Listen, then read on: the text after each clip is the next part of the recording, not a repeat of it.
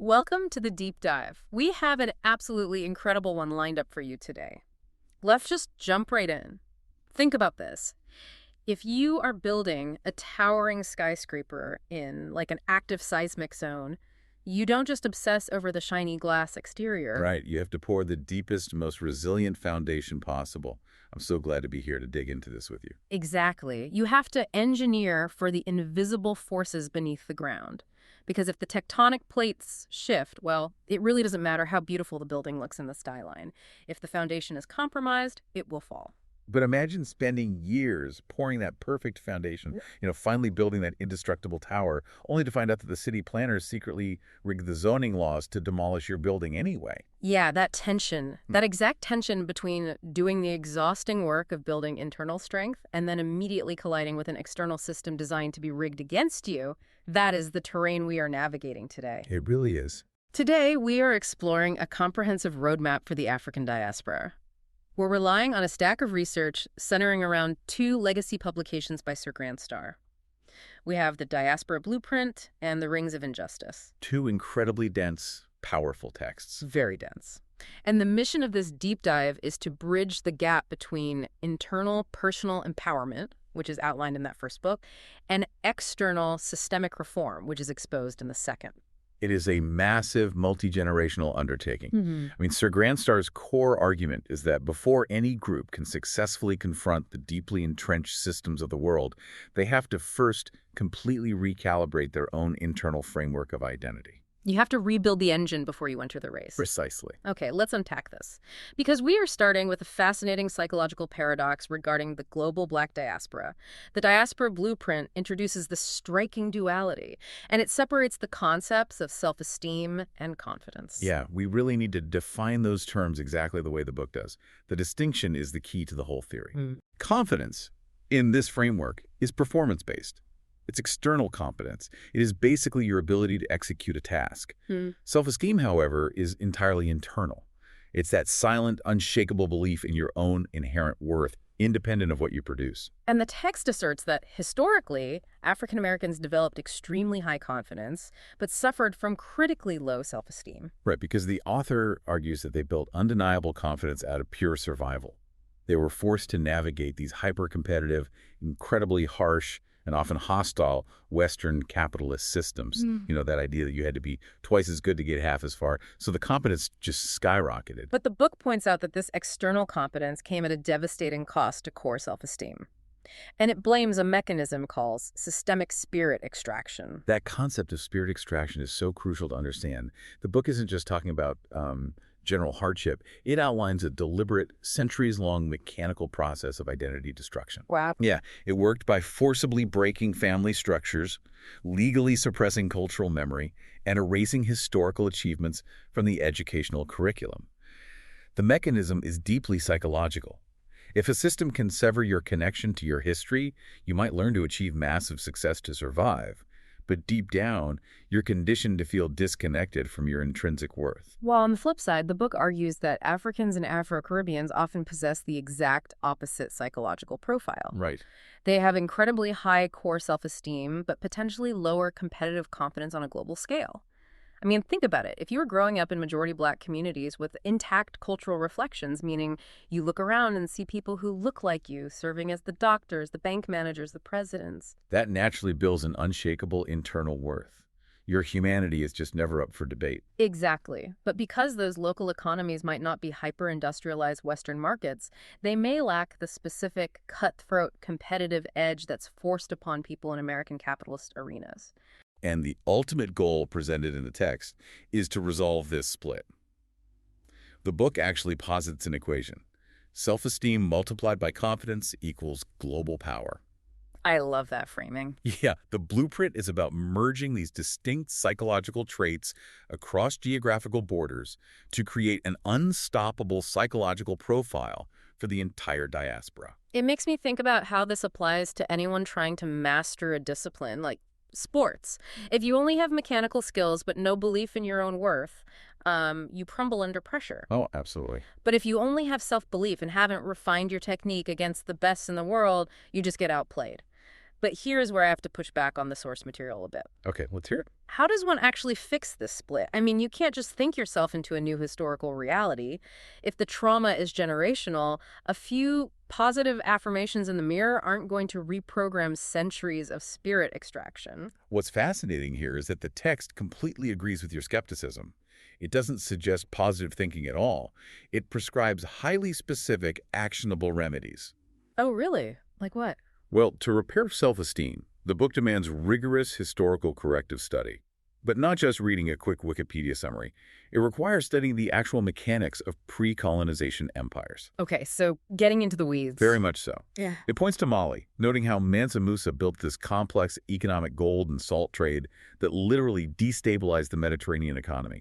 It brings up Nubian achievements in military strategy and the Songhai Empire establishing massive scholastic centers like the University of Timbuktu. So it's about replacing that internalized narrative of pure oppression with empirical historical evidence of civilization building.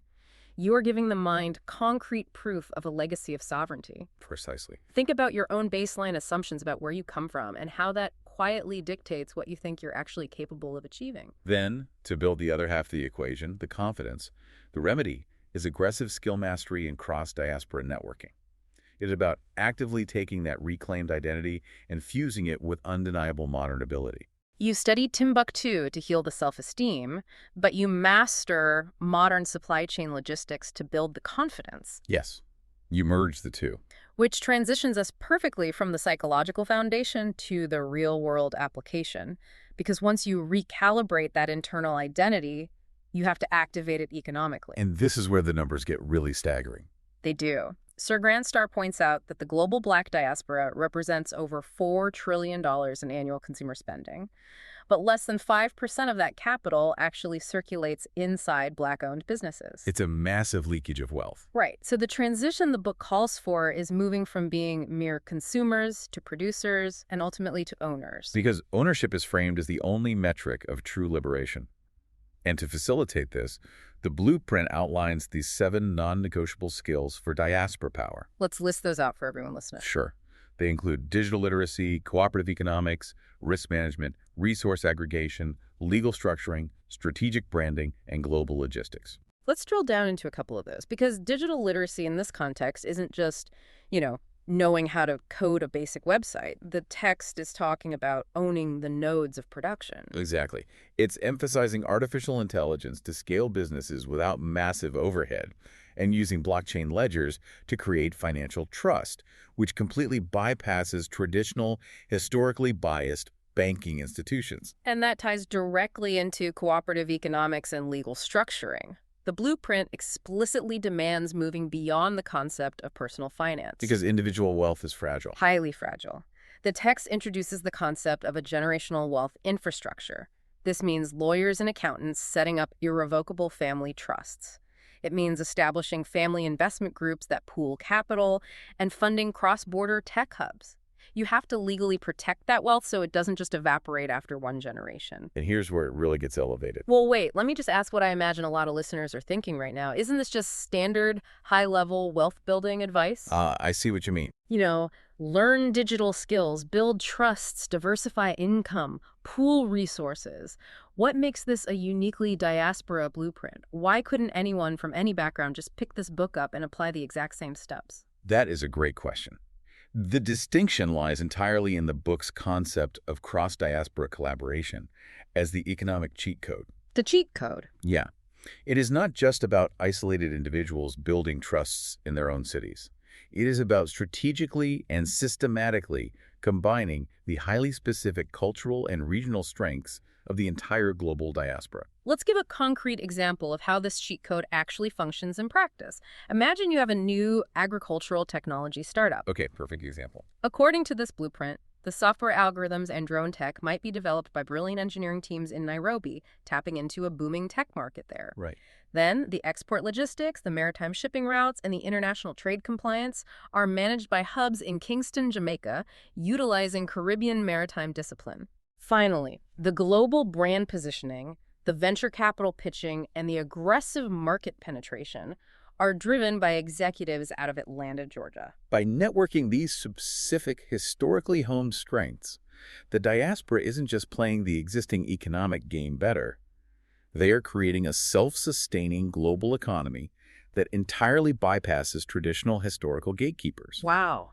You aren't begging for a loan from an institution that historically redlined your neighborhood.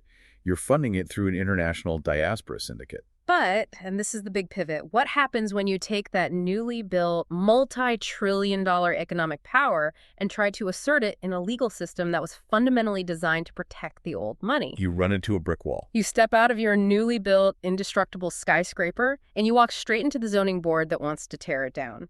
This is where our deep dive pivots into the second book, The Rings of Injustice. And this is where the tone shifts significantly, from economic theory to systemic survival. Now, we have to present the author's central thesis impartially here, because it is a very harsh critique of the American legal framework. Absolutely. We are just laying out Sir Grenstar's arguments. Right. The thesis is that America essentially operates two distinct courtrooms.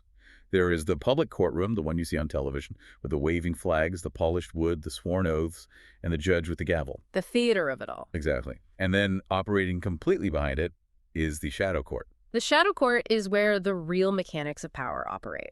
The book categorizes systemic institutional corruption into what it calls rings. Let's look at the first two. Sure. The ring of invisible discretion describes a mechanism where outcomes are often predetermined long before a defendant, or say a newly wealthy business owner facing a regulatory lawsuit, ever sets foot in the room. It's the unrecorded sidebars between the judge and the prosecutor. It's the private chambers meetings where evidence is casually discussed entirely off the record. If we look at why that happens... Well, if we connect this to the bigger picture, the text introduces the ring of political favor. That explains exactly why that invisible discretion exists in the first place. Oh, the elections? Exactly. Judges in many jurisdictions are elected officials. They require massive campaign war chests to win elections. Local party bosses and major corporate donors effectively dictate who gets endorsed. Therefore, the mechanism of justice is warped by the election cycle. It's wild to think about. The book argues that sentences for certain crimes might mysteriously spike during an election year simply because a judge needs to run a commercial looking tough on crime to secure the suburban vote. It's like walking into a casino where the dealer is looking at everyone's cards. If you've ever felt like the rules of a system, whether it's corporate law or the justice system, seem to apply entirely differently depending on who is in the room, this book is essentially validating that paranoia by exposing the actual mechanics. The author argues that the justice system is intrinsically designed to penalize those who exist outside the historical inner circle. In this shadow arena, judicial neutrality is merely a performance piece for the public gallery. Meanwhile, raw political and economic power is the actual script being read in chambers. The text drills down into the specific traps used to ensnare the vulnerable. The Ring of Wealth and Access treats justice explicitly as a luxury commodity. Elite defense attorneys don't just know the law better. They have the social capital to open the doors to those private chambers meetings that an overworked public defender legally cannot access. Right. And then there is the ring of cultural bias. This is where a defendant's zip code, their neighborhood, or even their dialect act as a silent, immediate verdict in the minds of the court staff before a single piece of empirical evidence is even submitted. But the author presents an even more chilling mechanism. It's called the Ring of Prison Economics. And this isn't just a vague complaint about injustice. It explains the exact local economics of mass incarceration. The book outlines how human lives are literally commodified as inventory. We really need to explain how this happens because it's horrifying to read. The text details how a rural municipality's primary employer might be a private prison facility. Yes. That private prison company signs a contract with the state guaranteeing, say, a 90% occupancy rate. If the occupancy drops below that, the state government has to pay a massive financial penalty to the corporation. So they have to keep the beds full. Exactly. To avoid that penalty, lobbyists pressure state lawmakers for harsher sentencing guidelines. Those lawmakers, who provide political cover for local judges, pass the pressure down the line. The judge, using that invisible discretion we just talked about, hands out maximum sentences for minor infractions. Human beings are mechanically processed into prison cells simply to satisfy the revenue quotas of a municipal bond. It's deeply unsettling. Which leads directly into one of the most dangerous illusions in the entire legal system. The book calls it the pro-se trap. Now wait, let me jump in here. If the system is this corrupt and the public defenders are locked out of the shadow court, wouldn't representing yourself, going pro se, be the ultimate act of empowerment? I mean, you would think so. It sounds like the logical conclusion of the confidence and self-esteem we built up in the first book. You take the power back into your own hands, you look the judge in the eye, and you fight your own case. The logic makes total sense on the surface. But the text issues a severe warning against this. The ring of the pro-se trap uses the very illusion of empowerment to feed the unrepresented directly into the machine. How so?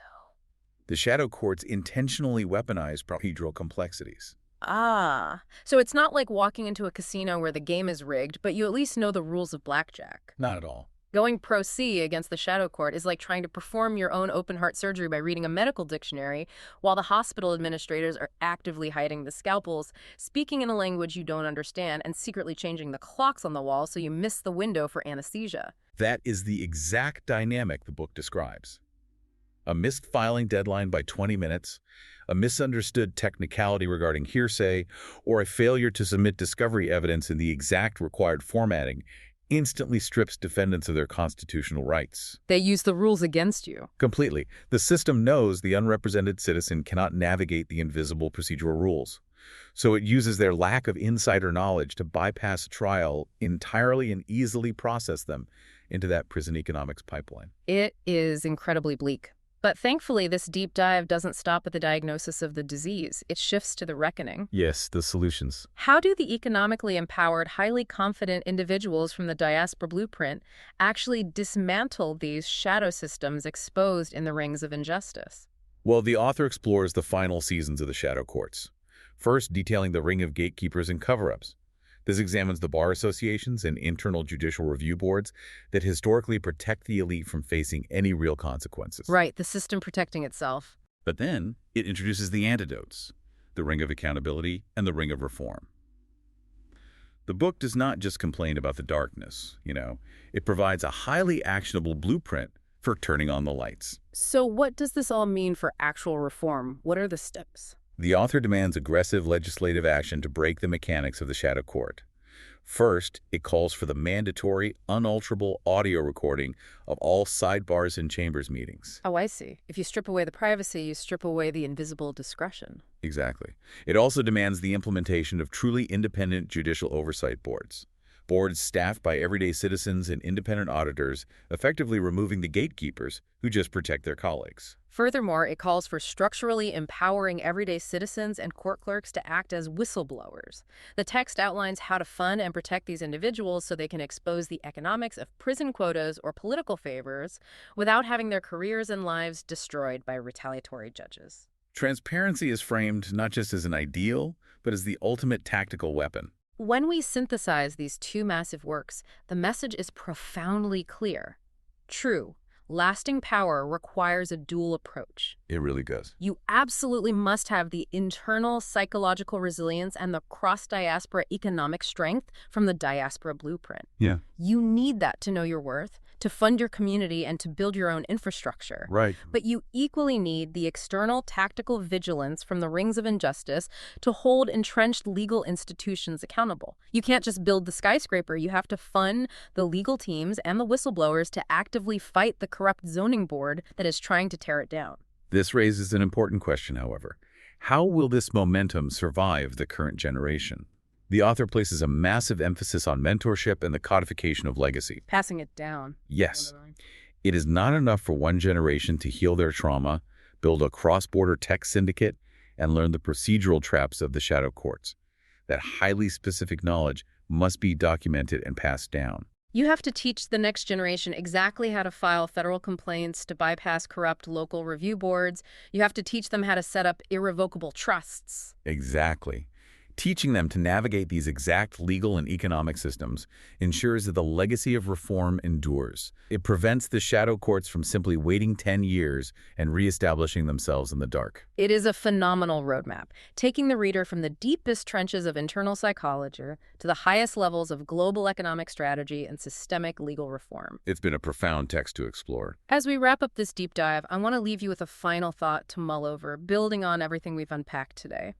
Sir Grandstar writes, "Applied knowledge is a legacy." A powerful quote. We've talked a lot about fighting the human bias of the shadow courts, but think about the rapid advancement of artificial intelligence. What happens when the invisible discretion of a biased judge is outsourced to a predictive policing AI or a black box sentencing algorithm? Oh, wow. That is a terrifying thought. If the shadow court becomes completely automated by technology, that bias gets hard-coded into a system that nobody can even question or subpoena. The race for the diaspora to unify its economic power and rewrite these laws isn't just a race against the old political guard. It's a race against the machines. It is a ticking clock against technology. Think about the world the future generation will inherit if these systems are automated before the foundation of reform is fully poured.